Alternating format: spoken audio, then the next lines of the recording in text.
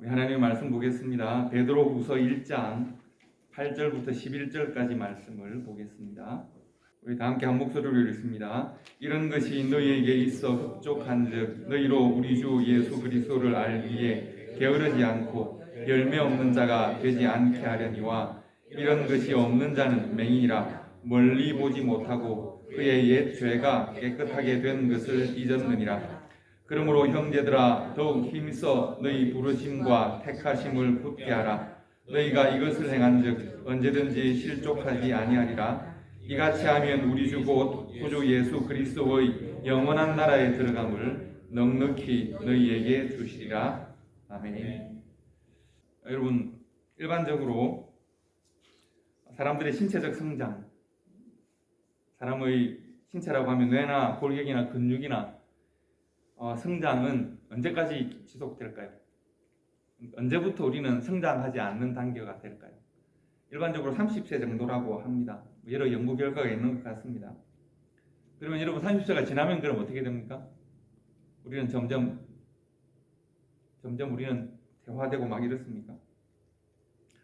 다행히 이제 학습을 계속하고 또 지속적이고 반복적인 자기 훈련, 특별히 지적 훈련을 하는 사람은 이제 80이 지나서도 계속 통찰력이나 지혜의 부분에서는 여전히 삶의 수준을 일정하게 유지할 수 있다라고 하는 연구 결과도 있어서 위로가 되기도 합니다. 성장이라고 하는 단어가 주는 무게감이 있습니다. 우리는 계속 발전해야 되고 성장해야 되고 잘 되어야 되는가, 이런 무게감이 있죠.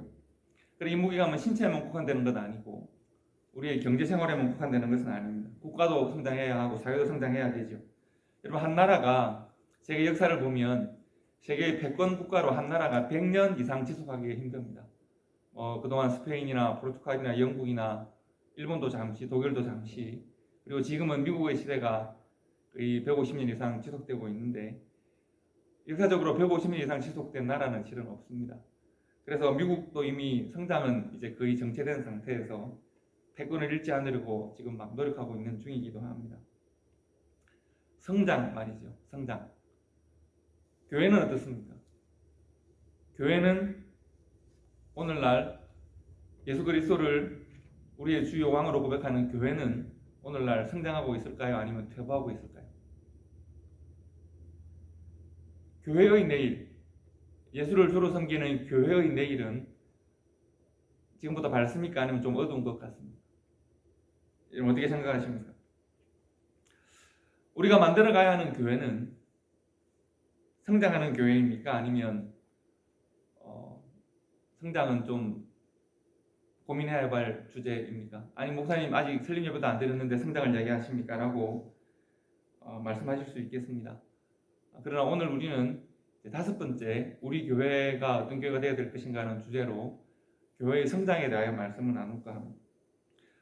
이제 그동안 4주 동안 교회는 어떤 것인가, 예배는 어떻게 드려야 될 것인가 말씀을 나누는데 잠시 정리를 하겠습니다. 첫 번째 주에는 교회란 무엇인가 였는데, 교회는 부르심을 받고 하나님의 이름을 부르는 사람들이라고 했습니다. 교회는 사람입니다. 그러니까 여러분 한 사람 한 사람이 교회라는 것을 기억하셔야 합니다. 세상에 나가면 여러분 자신이 바로 초대 교회이라는 것을 기억하셔야 합니다. 그러면 교회는 왜 모여야 하는가? 교회의 제일 되는 목적은 뭔가? 교회로 모여야 되는 목적은 예배입니다. 그럼 교회가 드리는 예배는 과연 어떻게 드려야 하는가? 하나님의 영 안에서 예배해야 되고 진리 안에서 예배해야 한다고 했습니다. 우리가 좀 전에 찬양했지만 신령과 진정의 예배는 조금 잘못된 번역입니다. 하나님의 영 안에서, in spirit and in truth, 진리 안에서 예배해야 합니다. 그러면 하나님께서 교회에게 예배를 통하여 맡기신 사명은 뭘까? 세 번째 주에 나눴습니다. 세 번째 주는 사귐이었습니다. 두 번째 주에 말씀을 전할 때 예배에서 가장 중요한 것은 하나님과의 관계라고 했죠. 관계의 핵심은 사귐입니다. 하나님과의 사귐이 회복되어야 합니다. 예수님께서 하나님과 우리의 사귐을 회복하시려고 십자가를 지셨습니다. 하나님께서 여러분과 제 관계를 원수된 관계에서 형제요, 자매요, 하나님의 한 자매가 된, 한 형제가 된, 한 이웃이 된 관계로 회복시키시려고 십자가의 보혈을 그 중간에 심으셨습니다.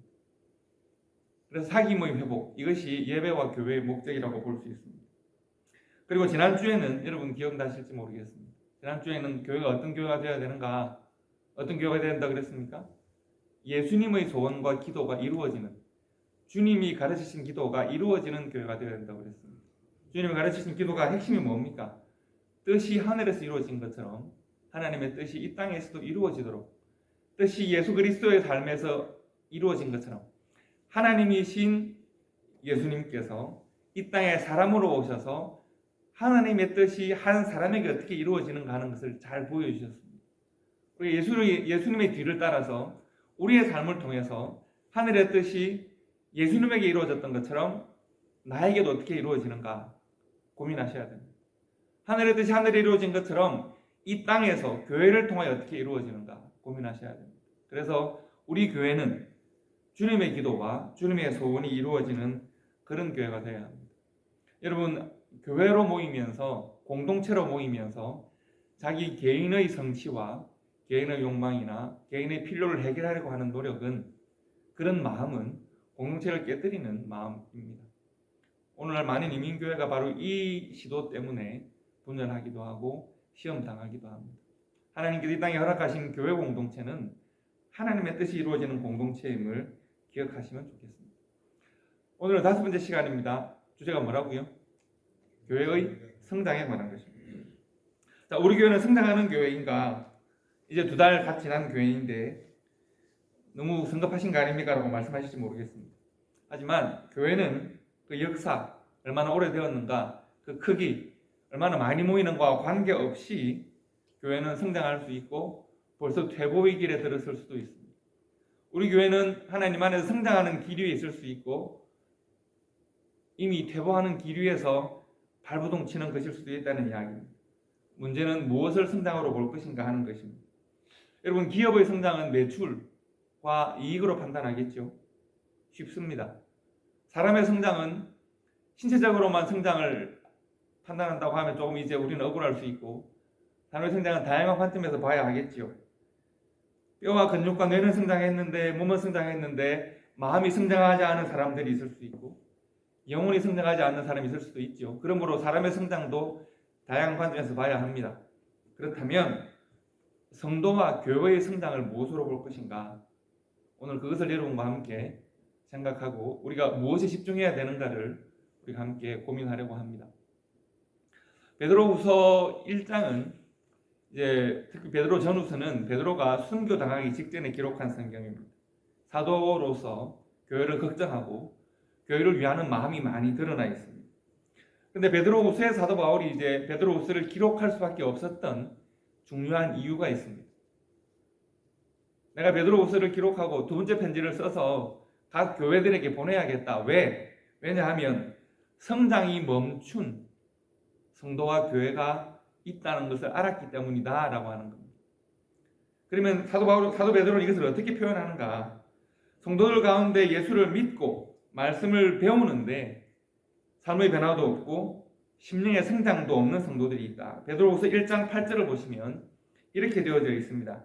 예수 그리스도를 알기에 게으르지 않고 열매 없는 자가 되지 않아야 한다.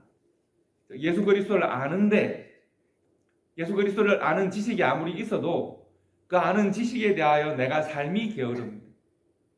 예수 그리스도 아는 지식이 내 안에 들어오긴 했는데 나는 예수 그리스도가 아무리 내 안에 들어와도 내 삶에 열매가 나타나지 않습니다. 영어 성경을 보시면 이렇게 되어 있습니다. Ineffective and unproductive in the knowledge of Jesus Christ. In the knowledge of Jesus Christ. 예수 그리스도에 대한 지식이 많이 있습니다. 예수가 나에게 인풋이 되어졌습니다. 그런데 아웃풋으로 effective하지가 않습니다.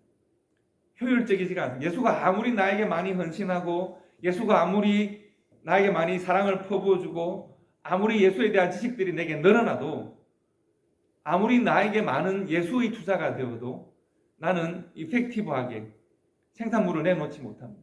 삶으로 변화되지 않습니다. 아는 것은 많고 예배는 많이 드렸고 배운 것은 많은데 예수로 말미암아 변화된 삶은 없습니다. 그래서 사도 베드로는 초대교회 성도들 중에서 그리스도를 알긴 아는데 게으르고 알긴 아는데 열매가 없는 자들이 있다. 그런 자들이 되지 말아야 한다. 그래서 ineffective and unproductive, effective하지 않고 productive하지 않은 그런 성도들이 있는데, 예수를 아무리 알고 믿어봐야 변화가 없는 성도들이 있는데, 그런 성도들을 위해서 베드로 후서를 기록한 것입니다. 예수를 내가 복을 받고 내가 구원을 얻는 방편으로만 사용하고, 예수가 원하는 삶, 예수가 나에 대하여 어떤 소원과 어떤 기도의 제목을 가지고 있는지에 대하여서는 무관심한 성도와 교회가 있다는 것입니다. 성장이 멈추어졌습니다. 예수가 계속 영양분으로, 자양분으로 공급되어져서 그 예수로 말미암아 예수 닮은 사람으로 성장하고 변화되어져야 되겠는데, 그 성장, 그 변화가 멈추었습니다. 그래서 베드로는 이렇게 말합니다. 이런 변화와 성장이 없는 자는 소경과도 같다는 겁니다. 이런 것이 없는 자는 소경이라 원시치 못하고 멀리 보지 못합니다. 그의 옛 죄를 깨끗하게 하심을 잊었다는 겁니다. 그의 죄가 이미 깨끗하여지고 하나님께서 은혜로 새 사람으로 만드셨는데 어떻게 했다고요? 옛 죄를 깨끗하게 하심을 잊고, 그러면 어떻게 할까요? 여전히 죄인처럼 살아간다는 겁니다. 여러분, 옛 죄를 깨끗하게 하심을 잊고 자신의 과거의 옛 사람을 잊어버리고 새 사람이 돼야 되는데, 내가 옛 사람을 벗어버렸다는 기억조차도 잊고 옛 사람을 잊어버린 것이 아니라 옛 사람으로부터 벗어나서 내가 새 사람 되었다는 이 귀한 은혜를 잊어버리고 옛 죄로 되돌아가는 사람들이 있다. 예를 들면 어떤 사람들이 있을까요? 제일 좋은 예가 출애굽기에 나옵니다. 민수기와 신명기에 나옵니다. 왜 성경은 이것을 기록했을까요? 이것이 우리들의 보편적 모습이기 때문에 모세오경의 처음 5 성경에 이것을 기록하는 것입니다. 여러분, 출애굽한 이스라엘 백성들을 한번 생각해 보십시오. 하나님은 아브라함과 이삭과 야곱에 대한 약속을 따라서 그들을 종되었던 땅 애굽에서 이끌어내어서 가나안으로 인도하십니다. 광야에 40년을 보냅니다. 그들은 이미 출애굽할 때 놀라운 이적을 봤습니다. 10가지 재앙을 통해서 하나님께서 그 시대의 가장 강력한 제국이었던 애굽을 철저하게 벌하시고, 이제 그들은 하나님이 보여주신 이적을 따라, 기적을 따라, 살아계심의 증거를 따라서 출애굽하였습니다. 출애굽을 했더니 어떤 일이 벌어집니까?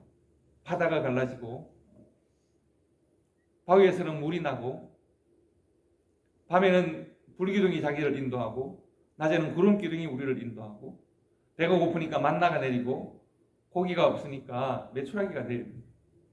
우리가 노동하지 않고 땀 흘리지 않았는데 하나님은 매일매일 일용할 양식으로 그들을 먹이시고, 내가 어디로 가야 될 길을 알지 못하는데 하나님께서 구름기둥과 불기둥으로 먼저 가셔서 우리를 인도하십니다.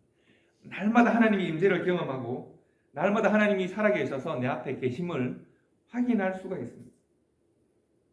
그런데 그것에 익숙하다 보니, 그것이 나에게 그야말로 수없이 인풋되고 또 인풋이 되었는데, 너무 그것이 익숙하다 보니 이스라엘 백성들은 점점 그 마음이 완악해지고 그 마음이 타락하기 시작합니다. 그들은 오랫동안 노예 생활에 찌들어 있었습니다. 노예로 살다 보니 성장이 쉽지가 않습니다. 여러분, 노예의 삶은 어떻습니까? 노예의 삶은 내일이 있습니까? 그렇지 않습니다. 내일을 생각할 수가 없습니다. 언약이나 약속이나 이런 거 다 필요 없습니다. 오늘 하루를 살아내기가 너무 버겁습니다. 내일을 위한 투자 같은 거 없습니다. 미래가 없습니다. 오늘 눈앞에 있는 욕구와 필요가 충족되면 됩니다. 오랜 그런 습관 가운데 있다 보니 그들이 출애굽하여서 홍해를 건너서 가나안으로 가는 새 사람이 되었는데, 그들은 여전히 스스로를 노예쯤으로 생각합니다. 그래서 불평합니다. 물이 없으면 애굽으로 돌아가야겠다. 우리가 광야에서 목말라 죽겠다. 배가 고프면 애굽으로 돌아가야겠다. 애굽에서는 먹고 살 때나 있었는데 광야에서 죽겠다. 고기가 없으면 애굽에서는 우리가 풍족하게 먹었는데, 이런 거짓말을 하면서 노예로 살았던 기억을 잊고 노예로 돌아가려고 합니다. 전쟁이 일어나면 불평합니다. 하나님께서 그 시대에 가장 강력했던 제국 애굽을 어떻게 무너뜨리시는지를 10번의 재앙을 통하여 보았음에도 불구하고 광야에서 만난 민족들을 두려워하여서 불평하고 불만합니다.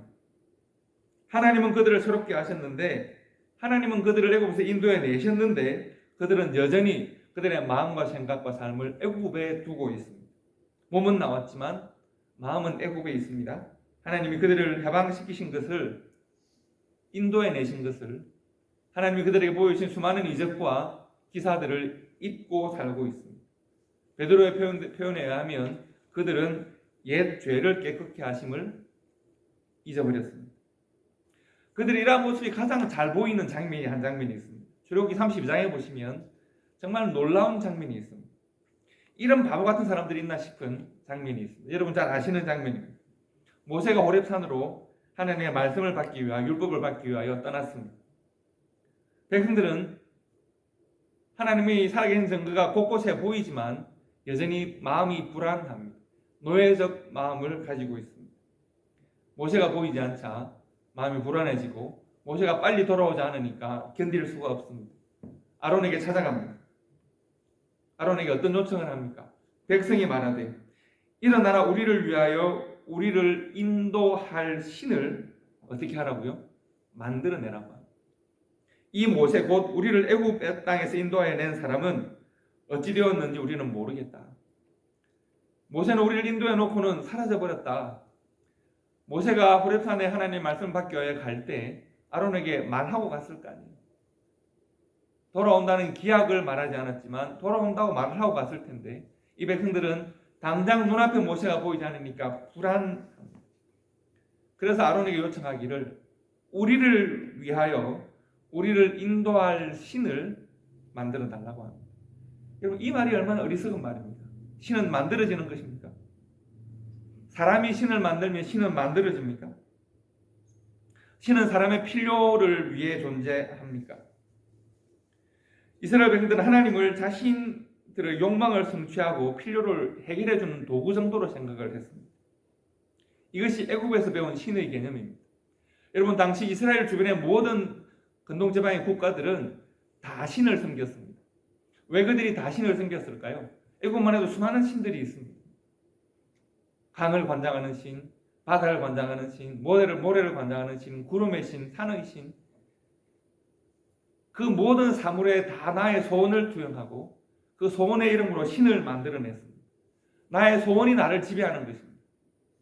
그것을 섬기고 예배하고 제사했습니다. 형상을 만들었습니다. 그런데 어리석게도 지금 이스라엘 백성들이, 하나님의 백성 이스라엘 백성들이 하나님께서 그런 이방의 땅에서, 수많은 자기들이 만드는 신을 섬겼던 이방의 땅에서 그들을 구원하여 내서 이스라엘을 만드신 하나님, 이 예비하신 땅으로 그들을 보내었는데, 그들은 지금 우리를 위하여 우리를 만든 그 신 말고 우리의 소원을 딱딱딱 들어주는, 우리를 시원하게 해주는 그 신을 만들어내라는 것입니다. 그런데 아론이 역시 어리석습니다. 아론이 그것을 받아 부어서 조각칼로 새겨 송아지 형상을 만드니라고 했습니다. 아론이 백성들의 요청을 거절하지 못하고 그들로부터 귀금속들을 다 모아서 그것을 녹여서 부어서 어떤 형상을 만들었다고요? 송아지 형상을 만들었습니다. 왜 송아지일까요? 당시에 근동지방의 대표적인 신 이름은 뭡니까? 여러분 다 아시는 신이 어떤 신이 있습니까? 근동지방에 이스라엘 백성들이 섬겼던, 빠졌던 가장 유명한 신이 있잖아요. 바알신 있잖아요. 바알신. 바알신의 모습은 어떤 모습일까요? 바알신은 소의 형상이에요. 왜 바알신이 소의 형상을 가지고 있을까요? 당시에 사람들이 유목을 하다가 근동지방에서 정착을 하고 농사를 짓기 시작할 때 소를 처음 사용해 보니, 소가 원래 힘도 셌지만 우경을 시작하면서 생산력이 급증했거든요. 그래서 바알신은 농경의 신이고 생산의 신이고 전쟁의 신이기도, 힘이 세니까 뭔가 강력한 신입니다. 인간하고 가장 가까운 짐승이면서 뭔가 강력한 신입니다. 그래서 소의 형상을 했습니다. 그런데 이스라엘 백성들이 맨 처음 만든 그들의 공동의 우상은 바로 송아지 형상을 가지고 있습니다. 근동지방의 수많은 이방 인양을 이미 받고 있었다는 이야기이고, 그들도 모르게 바알신을 섬기려고 하는 욕망을 가졌다는 이야기입니다. 그래서 아론이 그것을 받아서 조각칼로 새겨서 송아지 형상을 만들었습니다. 그들이 말하되, 뭐라고 말을 합니까? 이스라엘아, 이는 바로 이 우리가 만든 이 금송아지는 너희를 애굽 땅에서 인도하여 낸 너희의 신이다. 이렇게 말합니다. 어떤 사람들이요? 이스라엘 백성들이. 이스라엘 백성들의 상황은 어땠습니까? 얼마 전에 애굽에서 수많은 재앙을 그들이 보고 애굽의 모든 우상을 깨뜨리시는 하나님의 능력을 보고 그들이 홍해를 가르고 날마다 구름 기둥 불 기둥의 인도하심을 받고 지금도 만나와 메추라기를 먹으면서 바위를 깨뜨려 물을 내신 하나님을 보면서 그들은 지금 금송아지를 만들어내고 이것이 우리의 신이다, 우리 하나님이다 라고 지금 말을 하는 것입니다. 여러분, 인간의 이런 어리석은 모습이 이때만 거쳤던 것 같습니까? 그렇지 않습니다. 이스라엘 역사에 이런 일들은 반복됩니다. 다윗과 솔로몬의 시대를 지나서 여로보암의 시대, 솔로몬의 아들 르호보암 왕 때 솔로몬이 정치를 잘 하지 못하였고 백성들의 원망을 많이 만났고 그 아들 르호보암의 시대는 반란을 만나게 됩니다. 그래서 여로보암이라고 하는 백성의 지도자가 나서서 르호보암에게 자신들의 요구를 말을 하는데 르호보암이 그들의 요구를 들어주지 않죠. 그래서 10개의 지파가 일어나서 다른 나라를 건설합니다. 그것이 북이스라엘입니다. 남유다와 북이스라엘로 분단됩니다. 분단 왕국으로 이제 지나가게 되는데 이 분단 왕국의 처음 왕이었던 여로보암은 그가 했던 제일 첫 번째 일이 뭔가 하면 열왕기상 12장 28절에 보시면 이렇게 그가 말합니다. 이에 계획하고 뭘 만들었다고요? 두 금송아지를 만들고 무리에게 말을 합니다. 너희가 다시는 예루살렘에 올라갈 것이 없도다. 이스라엘아 이는 너희를 애굽 땅에서 인도하여 올린 너희의 신들이다. 말을 합니다. 역사적으로 이것은 반복됩니다. 여로보암은 내가 이제 왕국을 건설하였는데 내가 건설한 이 북이스라엘 백성들이 절기만 되면 어디로 가야 합니까? 남유다에 있는 예루살렘으로 가야 하니까 그것이 싫은 거죠. 정치적으로 뭔가 빼앗기는 느낌이 드는 거죠. 그래서 북이스라엘 땅에 제단을 세우고 그곳에 금송아지를 만들고 이것이 우리를 인도하여 낸 하나님이다. 이건 베드로후서 1장에서 그런 사람들을 향하여 그들은 무엇과 같다고 그랬습니까? 소경과도 같다고 했습니다. 멀리 하나님의 약속을 보지 못합니다. 하나님의 약속은 지금 성취되어지는 과정 가운데 있습니다. 그들은 지금 가나안으로 가야 하는데 광야 가운데 있습니다. 출애굽은 하였는데 가나안으로는 들어가지 않았습니다. 그러면 뭐 해야 됩니까? 40년 동안 그들은 이곳에서 훈련받습니다. 그들은 어떻게 살아야 합니까? 가나안은 그들이 들어가야 할 약속의 땅입니다. 약속이라는 것은 여러분 미래적인 속성과 현재적인 속성이 함께 있습니다.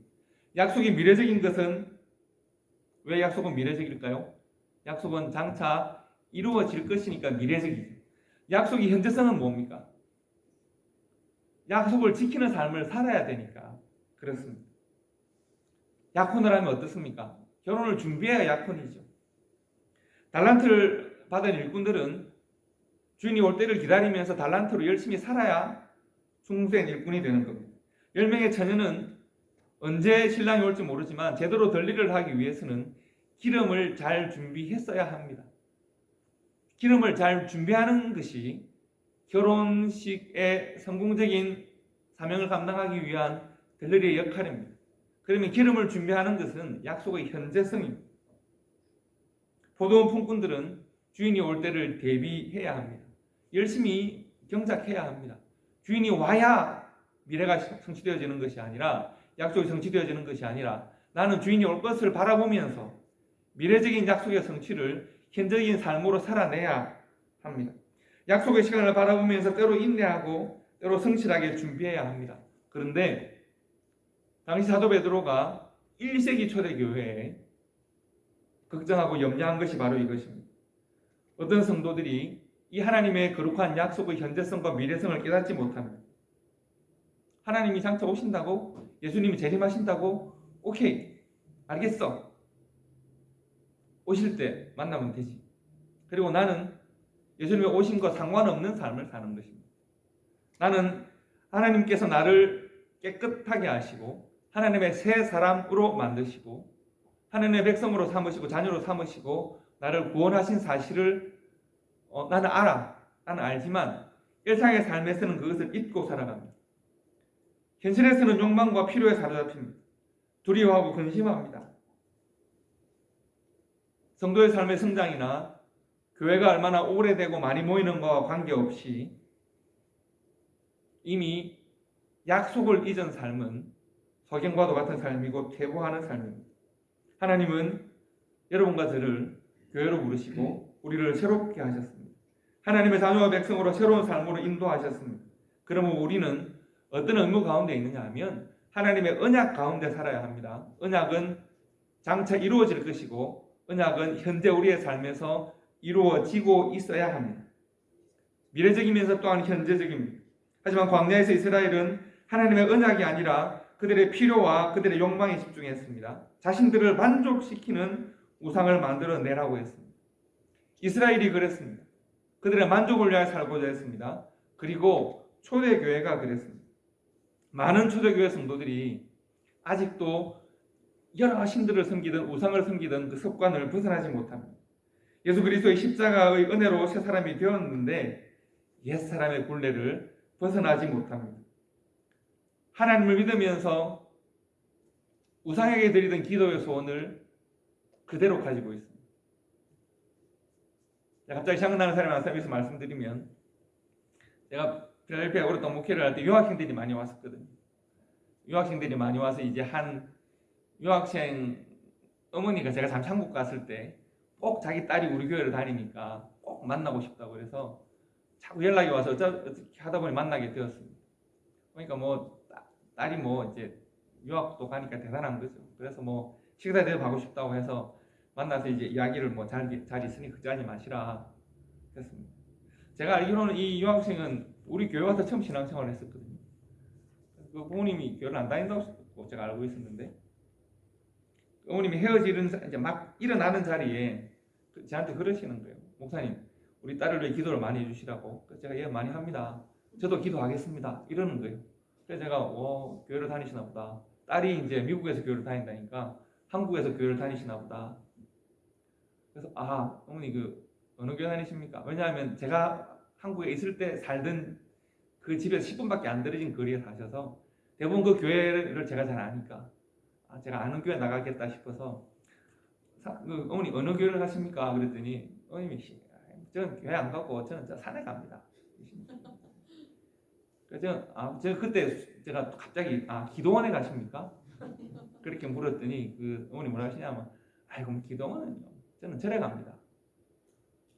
그래서 제가 기분이 많이 나빠져가지고 일어나려고 앉았어요. 어떻게 된 일입니까? 했더니 우리 목사님 우리는 원래 가톨릭입니다. 예.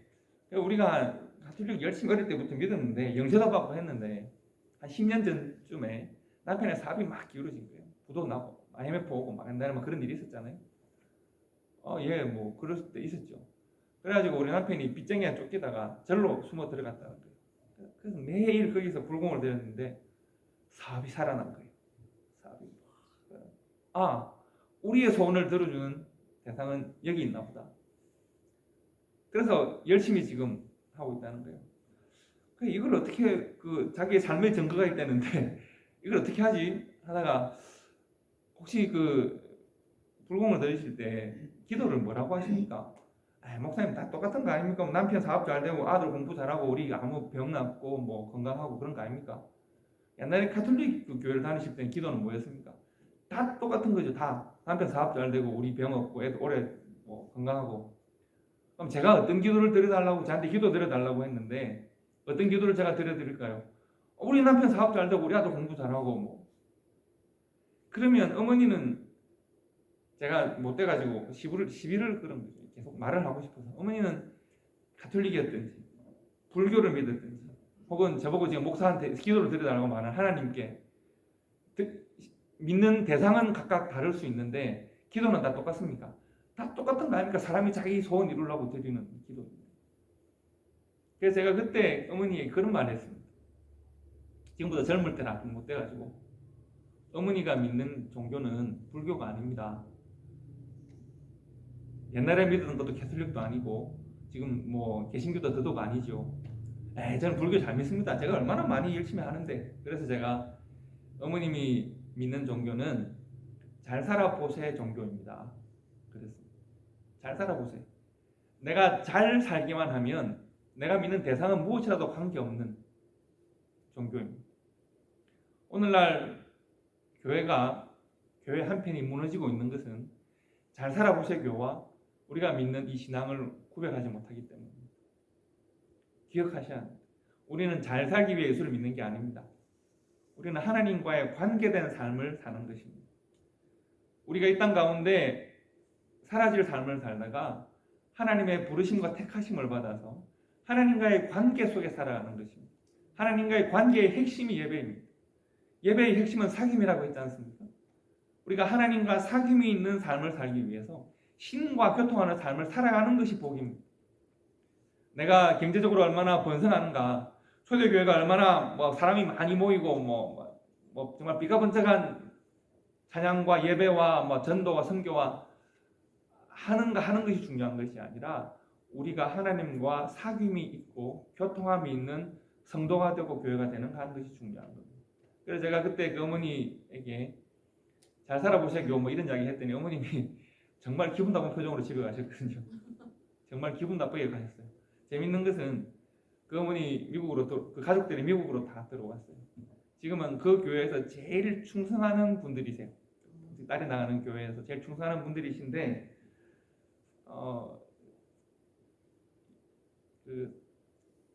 어디 가나 열심히 하시는 분들이 있으세요. 그분은 가톨릭을 믿을 때도 정말 열심히 하셨고 불교를 믿을 때도 열심히 하시고 그리고 미국으로 건너와서 이제 딸하고 같이 살면서 여기서 사업도 하시고 하면서도 열심히 교회에서 봉사하세요. 제가 그분들의 신앙을 판단하고자 하는 것은 아니고 고민해야 합니다. 우리 신앙의 핵심은 하나님과의 관계에 있고 사귐에 있다. 기억하시면 좋겠습니다.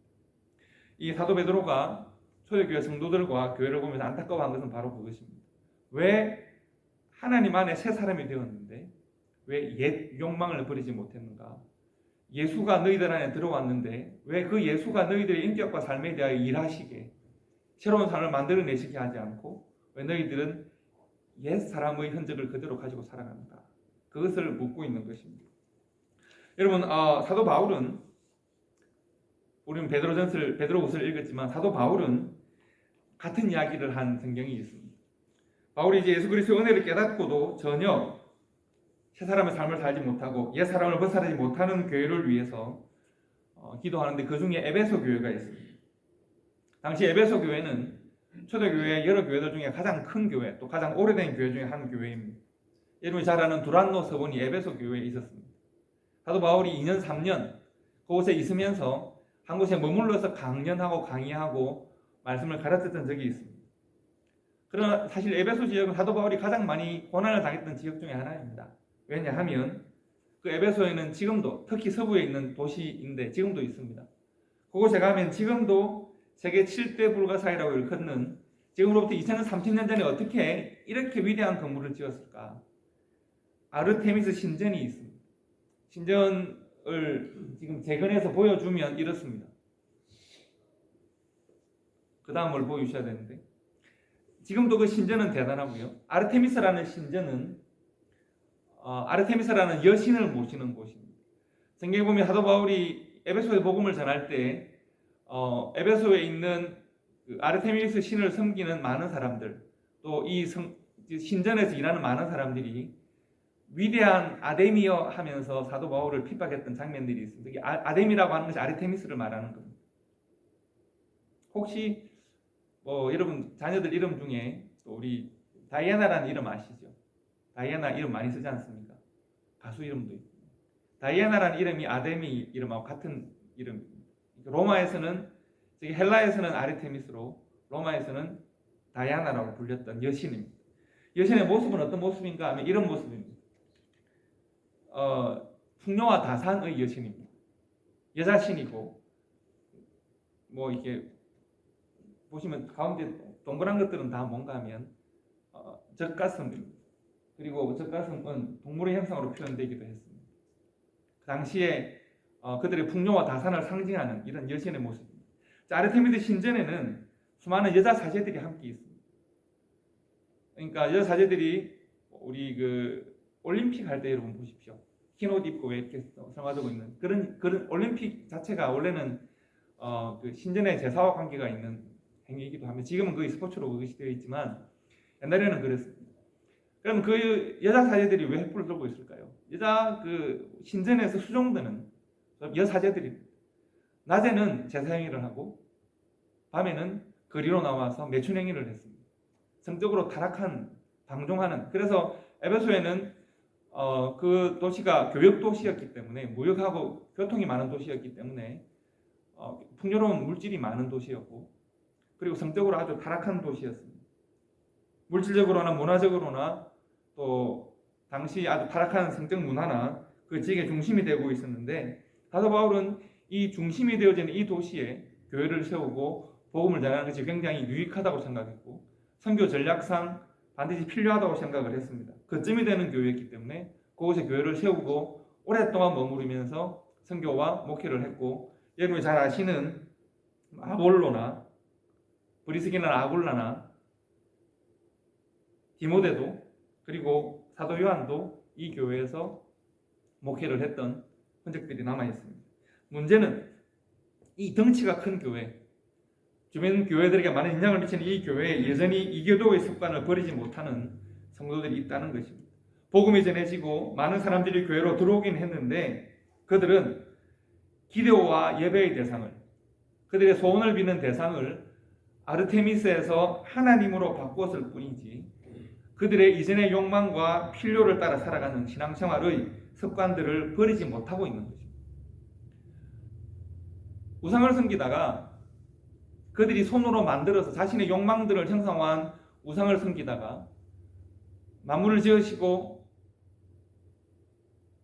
죄악에 빠진 인류를 회복하기 위해 관계를 회복하기 위해서 그 아들을 허락하신 하나님의 은혜와 사랑을 깨닫고 부르심과 택하심을 깨달아서 하나님의 부르심을 받았으면 새로운 소원, 새로운 기도의 제목, 하나님께 교통하며 합당한 삶을 살아야 할 것인데 이전에 내가 부르심을 인정하고 택하심을 인정하고 예수 그리스도로 말미암아 구원받았음을 내가 주장하면서 그들의 마음의 소원과 생각은 옛사람의 생각이 그대로 사로잡혀 있는 것입니다.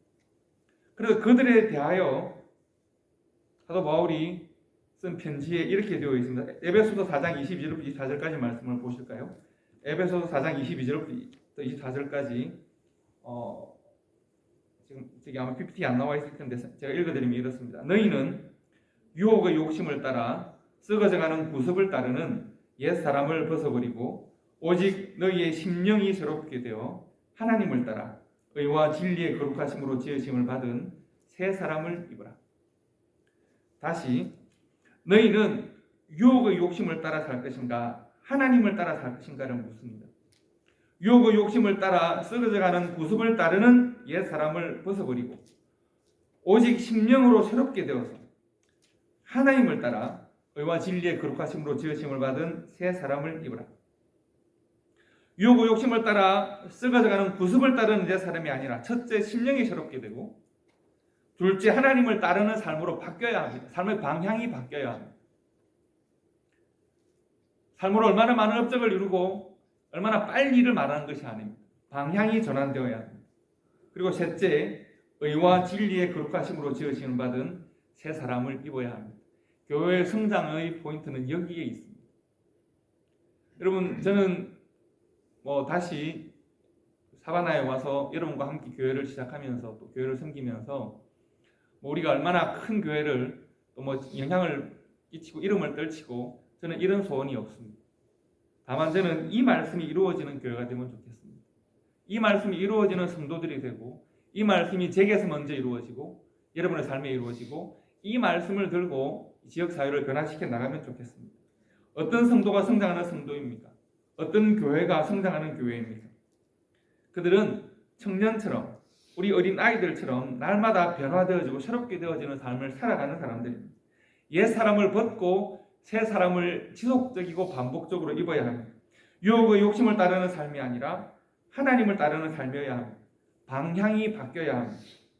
우리의 심령이 새롭게 되고 하나님을 따라서 의와 진리의 거룩하심으로 지으심을 받은 새 사람을 입어야 합니다.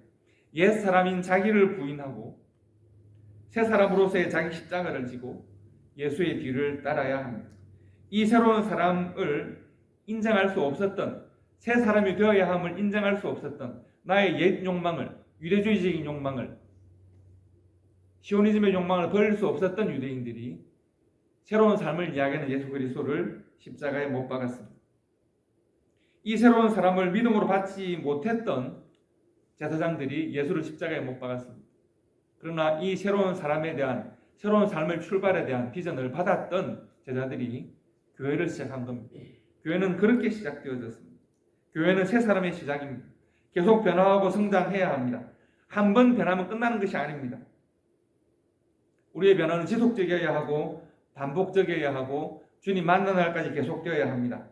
옛 사람이 아닌 날마다 새로운 사람으로 지어져 가고 날마다 만들어져 가야 합니다. 성장하는 교회는 예수로 말미암아 날마다 새롭게 되어지는 성도들이 있는 교회입니다. 성장하는 교회는 많이 모이는 교회가 아니라 변화되는 성도들이 있는 교회입니다. 초대교회는 변화되는 성도들이 있는 교회가 될 수 있기를 간절히 소원합니다. 얼마나 많이 모이는가가 중요한 것이 아니라 날마다 영과 진리 안에서 예배하고 변화된 삶을 살고자 하는가, 우리가 이것을 우리 자신들에게 계속 물어봐야 합니다. 오늘 여러분과 함께 우리가 어떤 교회로 나아갈 것인가, 5번째, 성장하는 교회입니다. 성장해 있는 교회, 다른 말로 하면 변화되어지는 삶이 있는 성도들이 만들어가는 교회를 말합니다. 날마다 새롭게 되어지고 날마다 우리의 새로움을 하나님 앞에 가지고 나와서 그것으로 하나님과 교통하고 하나님께 영광 돌리고 예배하고 또 우리의 새로운 변화를 이웃들에게 전가하여서 복음의 능력을 마음껏 자랑할 수 있는 우리 초대교회와 성도가 되시기를 주님의 이름으로 축복합니다. 기도하겠습니다.